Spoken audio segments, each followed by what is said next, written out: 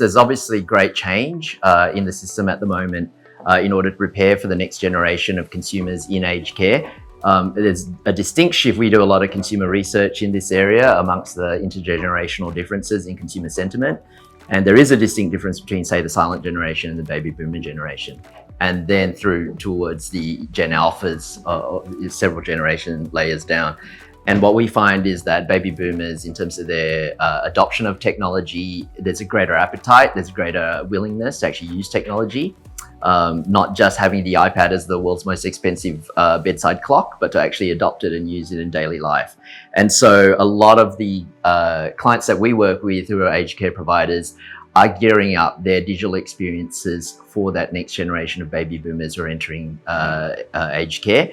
And they are aligning their whole digital front door through to the actual lived experience while they're in care as well, aligning to that kind of digital expectation of what constitutes good, seamless service in aged care. The baby boomers, their carers and families happen to be from multiple different generations that are supporting that transition. So the more self-serve model and being able to support their parents and families with the digital technologies available. There is that community element of a shared care and looking after your parents.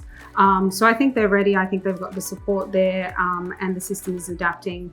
And so is the sector to really meet the needs and support them to have a healthier, good quality of life in their aging years. The reforms are driving a lot of those plans that our client organisations are having around moving care into the home as well, and not thinking about aged care as purely a residential or an institution-based form of care. So digital plays a big part in that. What does the average baby boomer expect of a digital experience? It needs to be seamless, it needs to be easy to use and easy to understand, it needs to be accessible, and they want to know what's happening to the data that in return they're sharing with those digital systems as well, and that builds trust between their baby boomer clients and also the parent organisations.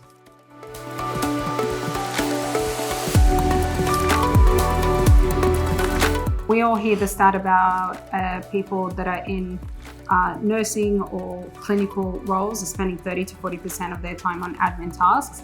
So as a result, till we see those numbers return to time with patients, then the answer is always yes, they can be more productive because they signed up for these roles to really live a purposeful career, which is being in the forefront and looking after patients and our aging population. So if we can start seeing that 30, 40, and sometimes reported 50% of admin time reduced, then the answer is yes, they can definitely be more efficient and time back to patients and our aging population. I think there are three main pillars of a potential for gain. One is operational excellence, and as you quoted, as admin time to be saved there. There's also, as care is being shifted into the homes, a certain cost base that's going to be put on providers around allocating and sending coordinating teams out into people's homes, community centres, and that shift in care. Secondly, in addition to operational excellence, there's also customer experience.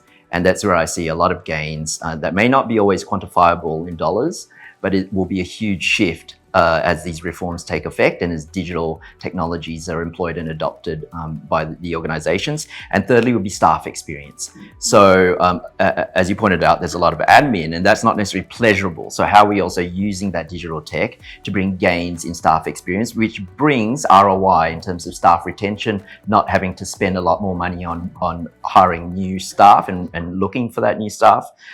So there's a lot of gains there to be had in terms of productivity gains in the area. I think there is a whole bunch that does have that ambition, and I would say we probably see a bit of both. We're in a position where we work with a lot of people that are trying to drive that change and are quite optimistic about the future. And again, most operators in aged care are very purpose-driven and want to create a pathway that is impactful. They believe in everything they do day in, day out, and they are trying to move the needle to get there, and the positive mentality shines through across all the change management, digital transformation, as well as the reforms that are coming soon. Yeah, there's no doubt that the reforms are catalyzing a lot of that change appetite.